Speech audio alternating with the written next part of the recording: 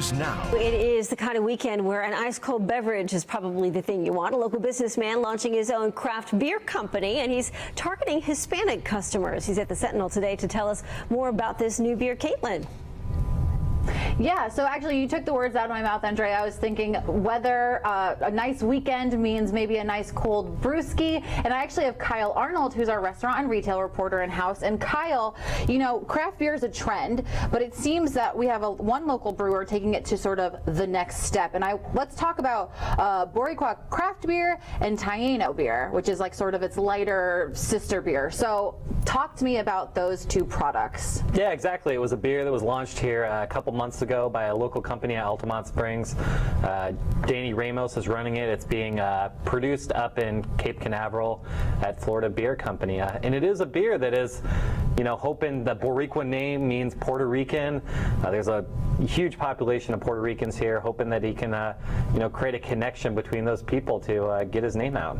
So when I think of craft beer, you know, I think it certainly targets a specific audience, but he's taking it a step further. Can you elaborate more on why target the Hispanic population? Yeah, there's like 500,000 Hispanics in this area.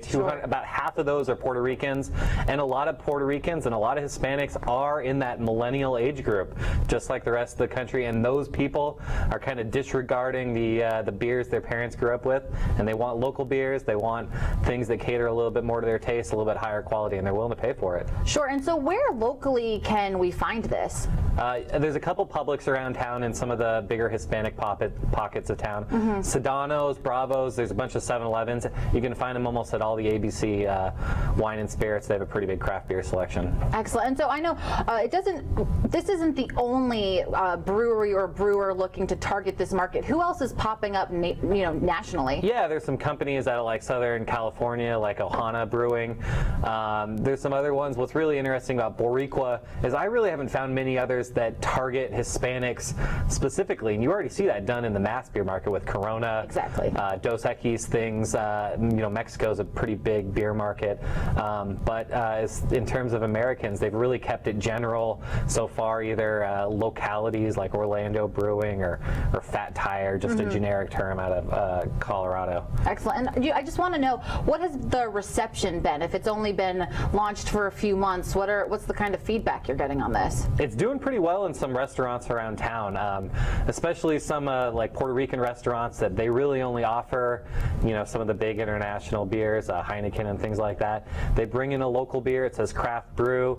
It's got a local tie to it, and people want to try it, especially tourists from out of town. They want to, see what the local flavor is, and so far it's been good. Excellent. So we have a local entrepreneur, a local brewer here, targeting a very specific market within a larger market. So we'll just have to see how Boricua goes from here. But if we're seeing all these temperatures, I myself might crack one this weekend. I think you should, Caitlin. Cheers to that. What a terrific idea. Cheers. All right. Thanks for watching this video. You can watch Orlando News Now every weekday on OrlandoSentinel.com. We go live at noon. See you then.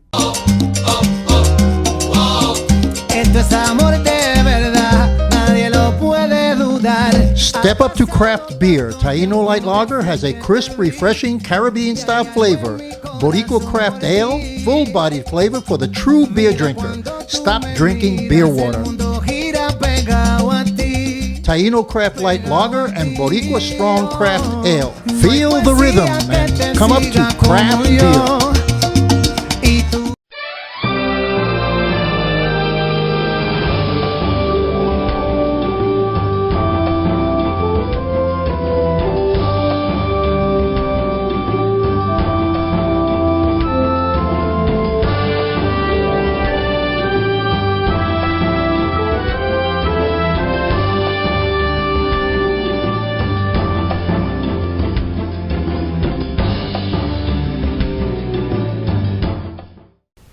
Hi, I'm Danny Ramos, and welcome to this week's edition of Hispanic Speak Out TV, brought to you every week on Spectrum Cable throughout the state of Florida. We are on channel 193 every Tuesday night at 9:30 p.m., so stay with us. We are considered the Hispanic voice of politics in the community. And we're here with Congressman Darren Soto, who is now running for re-election, and we're going to be talking to him about some of the issues that are coming up and that are sensitive.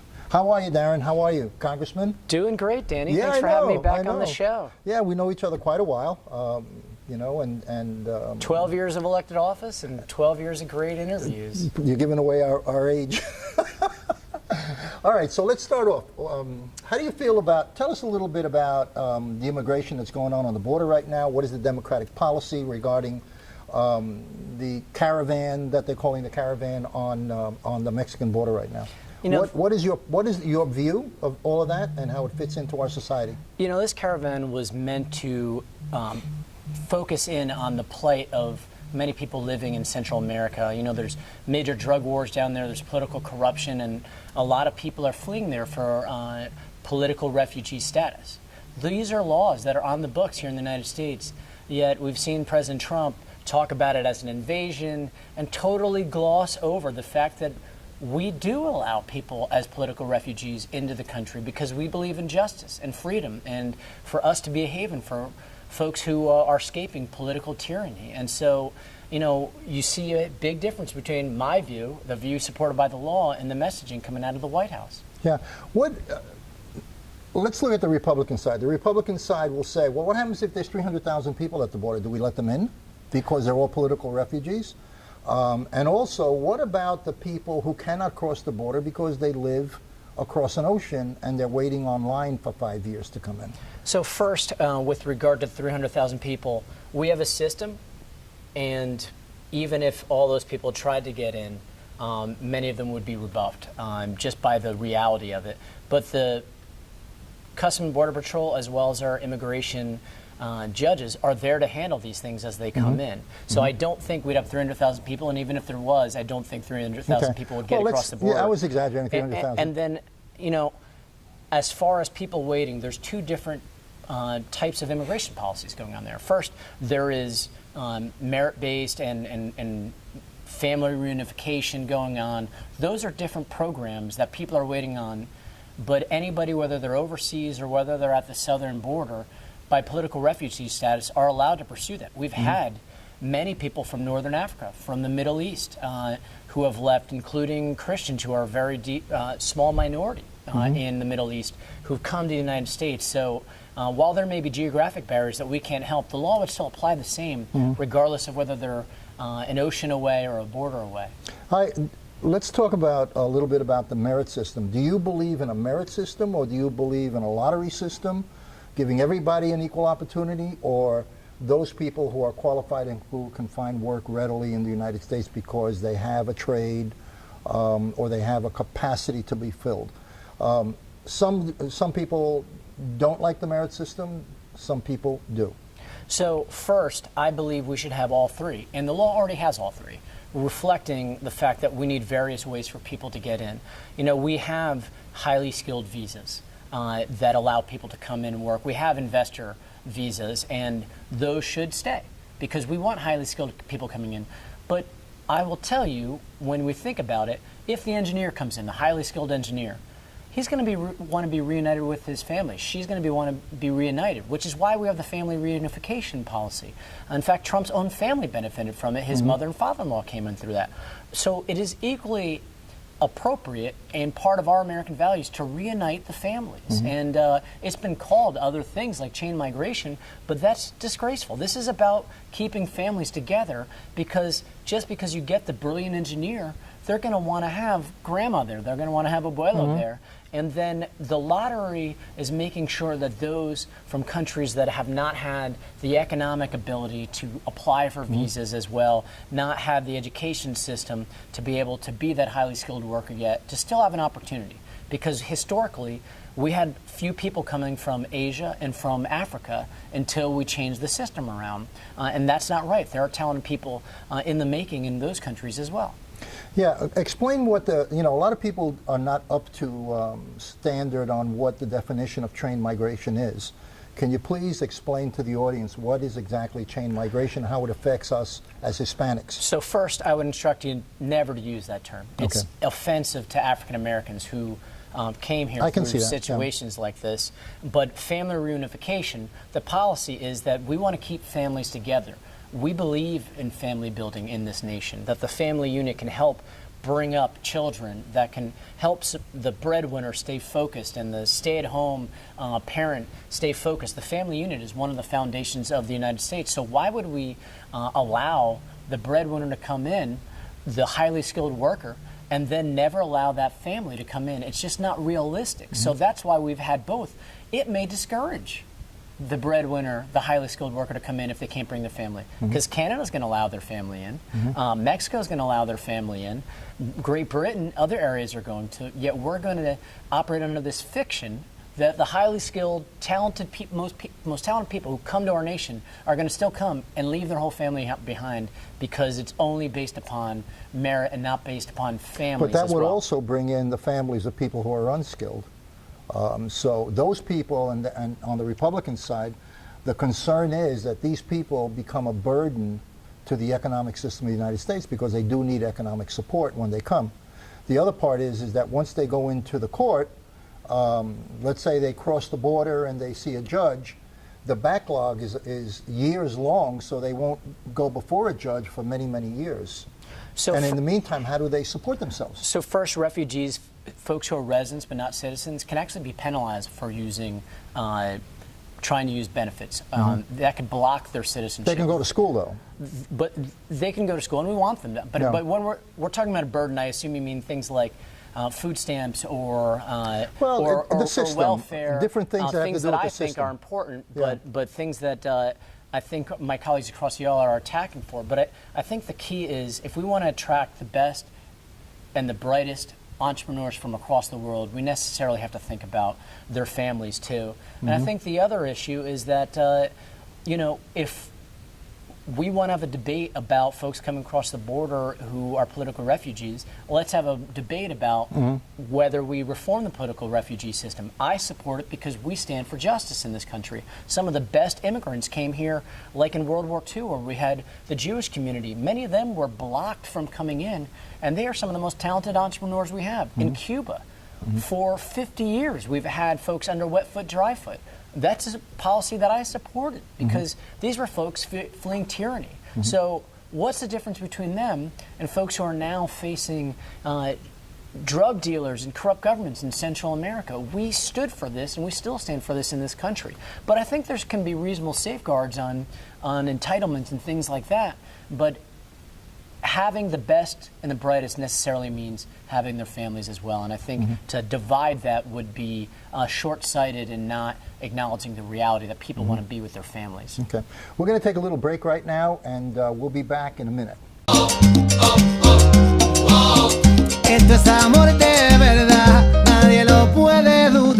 Step up to craft beer. Taino Light Lager has a crisp, refreshing Caribbean-style flavor. Boricua Craft Ale, full-bodied flavor for the true beer drinker. Stop drinking beer water. Taino Craft Light Lager and Boricua Strong Craft Ale.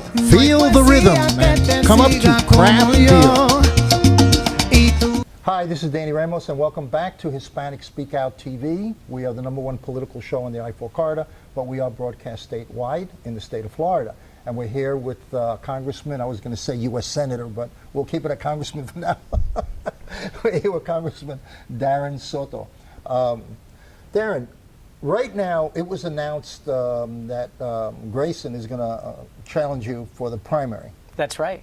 And that's a Democrat. Two Democrats going to have it out. He wants to come back in.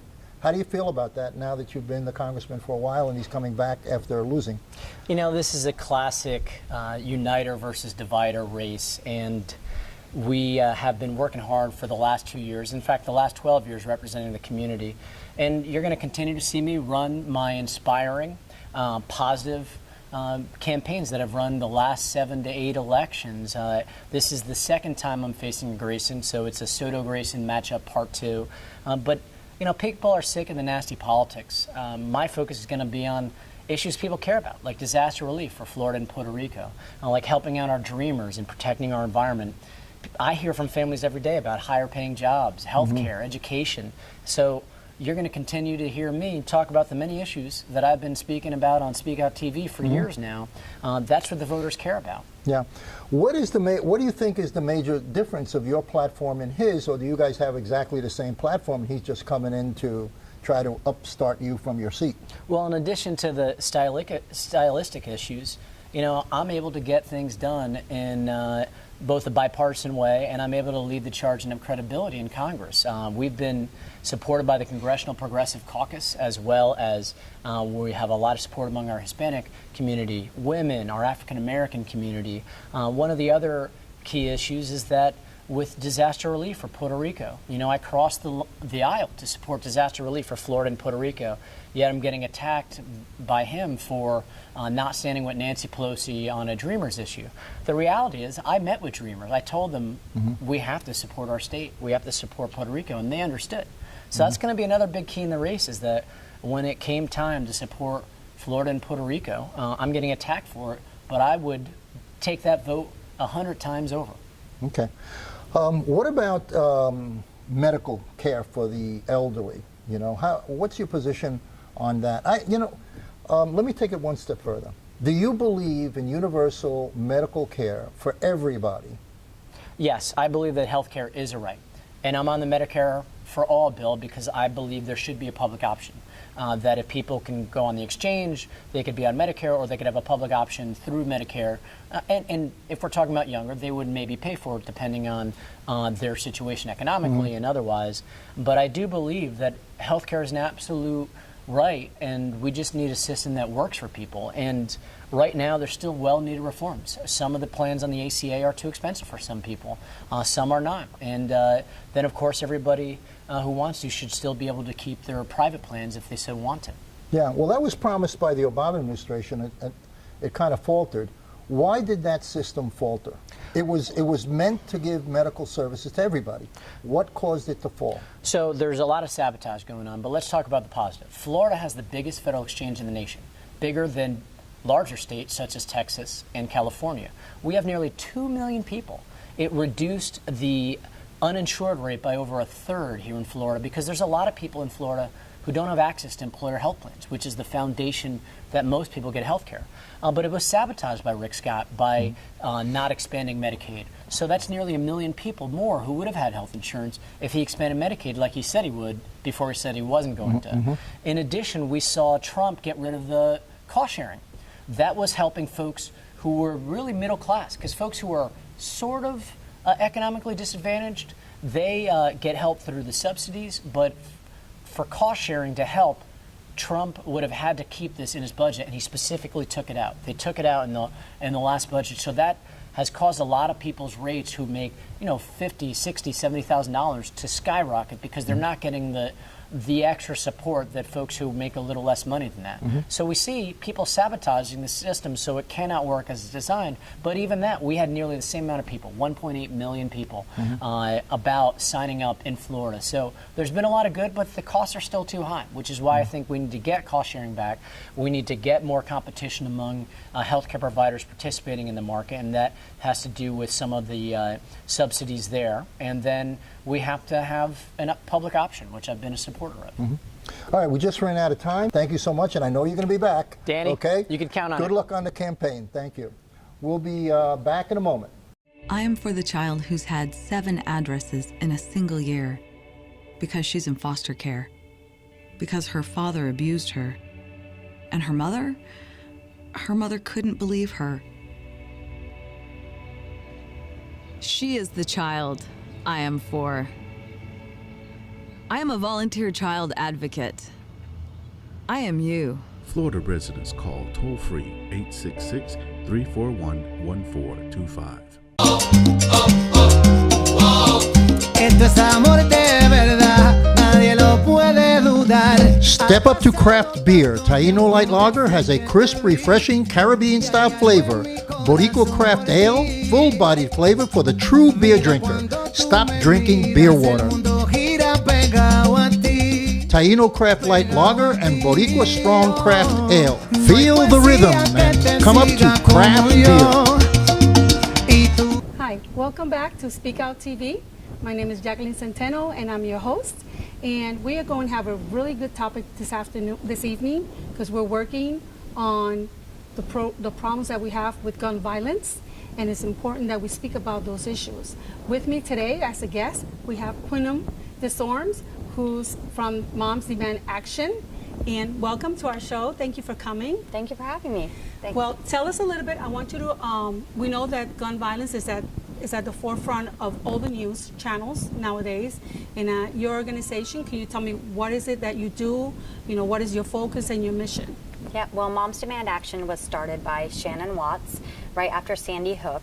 She was a stay-at-home mom and had previously been a communications director, I believe, and she heard about what happened and she wanted to act. That was a turning point for her. And so she went online and tried to look for Mothers Against Drunk Driving for guns. And she couldn't find anything. So she created her own Facebook page for that, and it's just grown since then. And in 2013, they partnered with Mayors Against Illegal Guns and have created Every Town for Gun Safety. Moms Demand Action is a grassroots part of that, and I'm a volunteer on that grassroots end. Okay, so what have you done as initiatives in terms of getting the word out with legislators or with just locally? You know, what have you done here to get that going? Yeah, so what's really awesome is Moms Demand Action has local groups all over the nation, and so I'm part of the Orlando group, which is ever growing, I mean exponentially growing. And so what we're doing is we have different areas we focus on. We have a legislative team, we have an events team, and so we've had an advocacy day where we went in, I believe it was in November, October, to Tallahassee and talked to our lawmakers and talked about common sense gun legislation that we thought was really important that everybody could get on board with to reduce gun violence and to save lives. And so we're doing that, including like red flag laws, pushing for background checks on all gun sales, raising the age to 21. And some of those things were in some of the first positive legislation, I think, that's been passed in 40 years with the recent bill.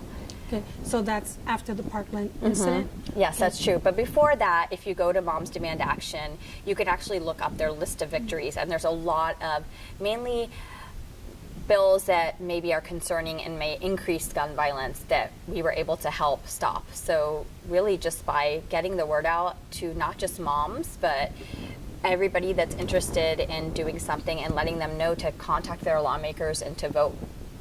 Okay. So do you guys meet weekly, monthly?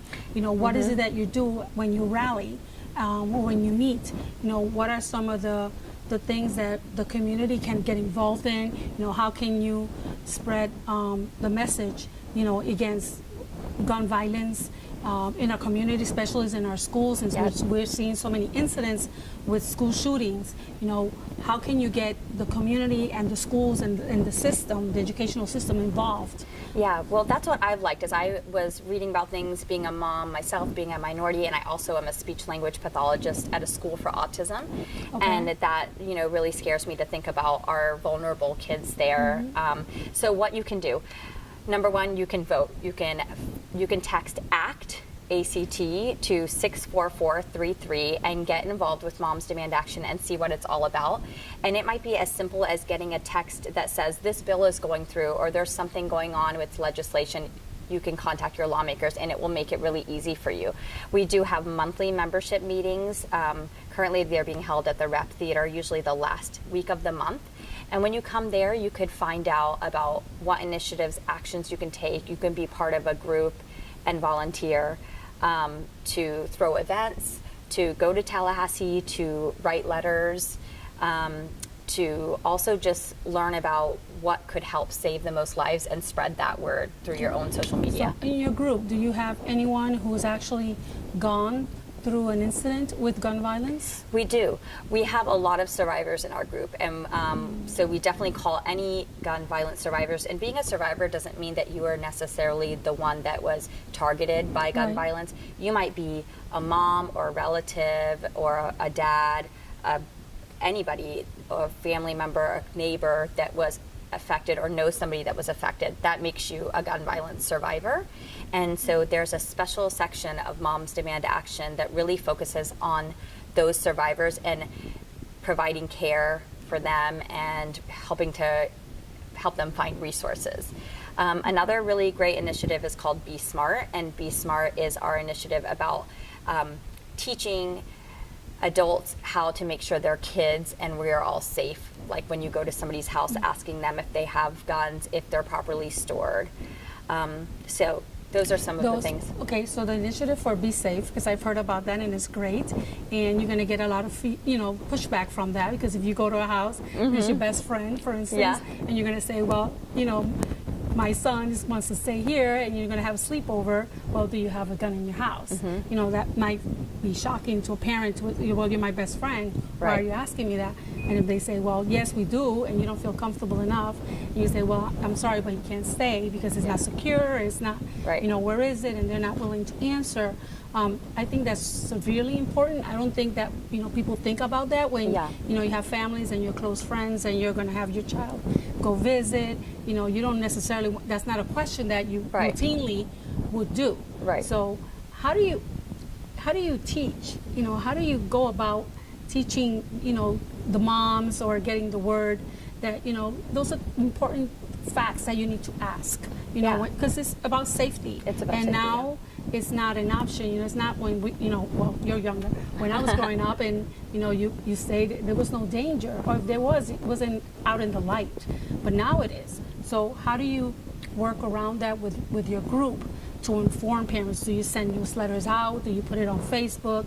Do you guys, you have a website? We oftentimes go and do a lot of tabling too. So you look out for your Moms Demand Action table at. For example, we were at the Earth Day event, and we're going to have a Wear Orange event on June 2nd.